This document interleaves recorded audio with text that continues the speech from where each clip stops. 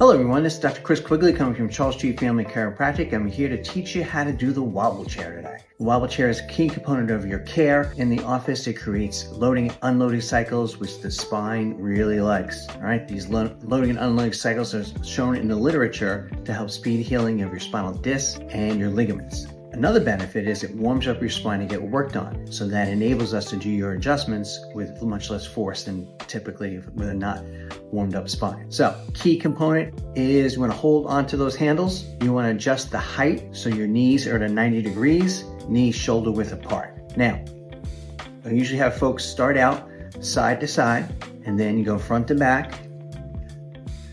All right, this is probably the one people screw up the most. Position your butt in the middle of the chair and then wiggle back and forth. All right, and then lastly, you do circles. All right, back and forth. Now, the key to the wobble chair is that the magic happens at the end of the range of motion. So if you just do a wiggle in the middle, it doesn't do much. So you get all the way each side, all the way front and back, and all the way in the circles. Now, once you get proficient at that, you can do the advanced move, which is the figure 8.